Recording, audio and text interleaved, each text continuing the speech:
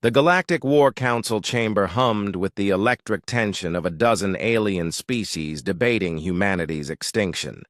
Admiral Zextar of the Catherian Empire gestured with four of his chitinous arms toward the holographic display showing Earth's charred remains. "The verification is complete," his translator crackled. "The human homeworld burns. Their colonies have fallen silent. After 3 cycles of systematic bombardment, we can finally declare the human plague eradicated." Murmurs of satisfaction rippled through the assembled delegates. The Velnari representative, her crystalline form pulsing with approval, spoke in harmonious chimes. "The galaxy can finally know peace. No more of their reckless expansion. No more of their unpredictability." High Chancellor Morduk, the massive reptilian who led the council, raised his scaled head.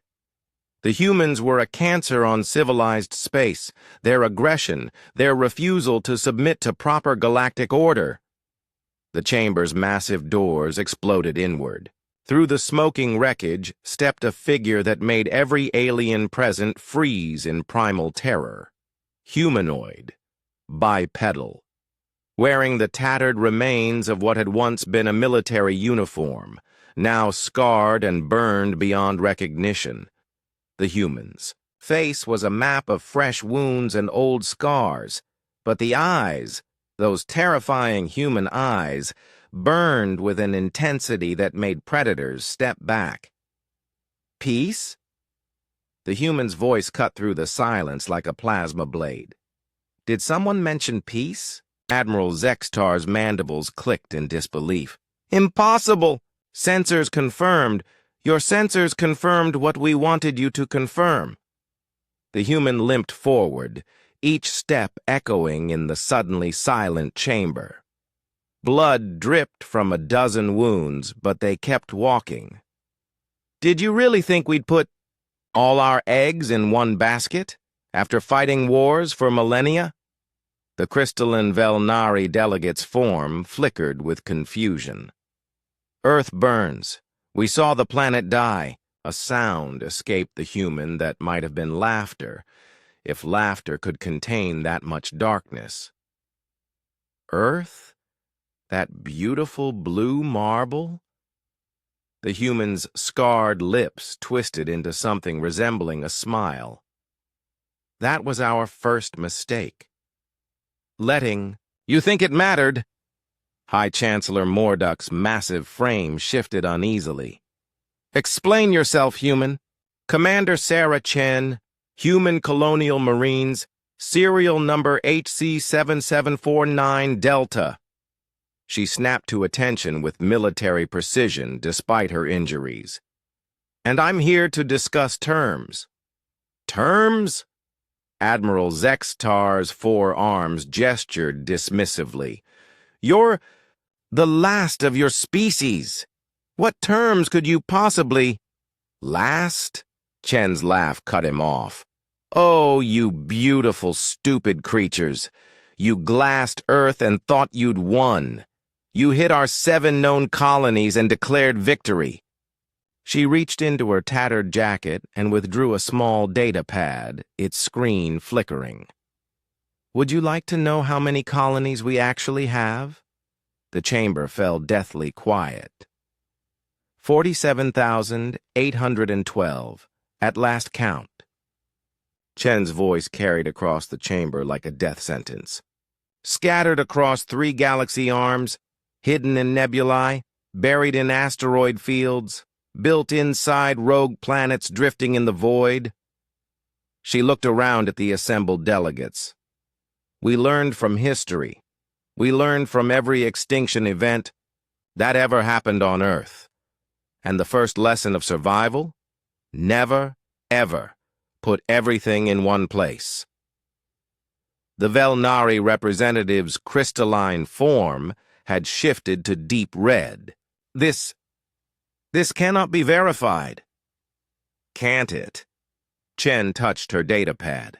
Instantly, the chamber's holographic displays came alive with star charts. thousands of points of light began blinking in sequence across the galaxy.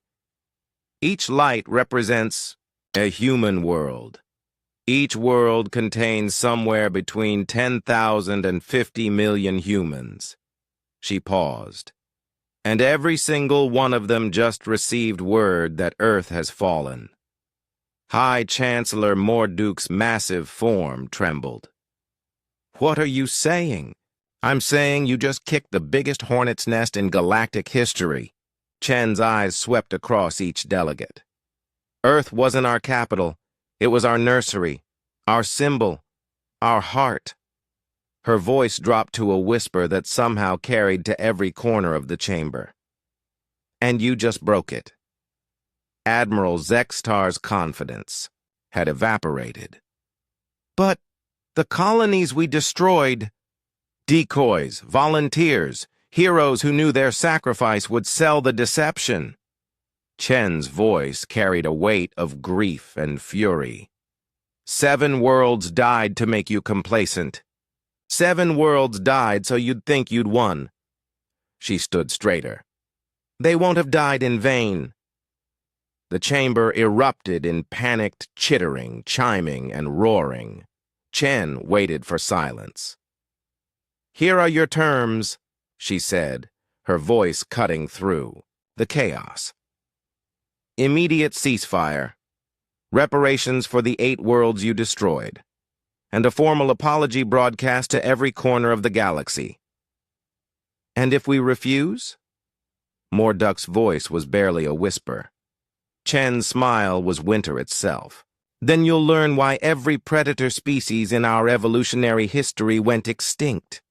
She gestured to the star chart still displaying thousands of human worlds. "We've been at war for our entire existence. Against each other. Against nature. Against extinction itself. We've survived ice ages, supervolcano eruptions, asteroid impacts, and nuclear wars." She paused.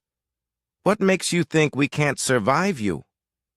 The silence stretched until Admiral Zextar finally spoke. What assurance do we have that humanity will honor any agreement?" "The same assurance we had that you wouldn't try to." "Exterminate us!" Chen's eyes glittered. "None whatsoever." She turned toward the ruined doors. "You have 72 hours to decide. After that, 47,000 worlds start moving in your direction." As she reached the threshold, she paused and looked back. "Oh, and gentlemen, ladies, honored delegates," her voice carried a terrible finality. "Next time you want to start a war, make sure you finish it." The doors sealed behind her with a hollow boom, leaving the Galactic War Council in stunned silence, staring at star charts showing an impossible truth. Humanity hadn't just survived their extinction, they had evolved beyond it.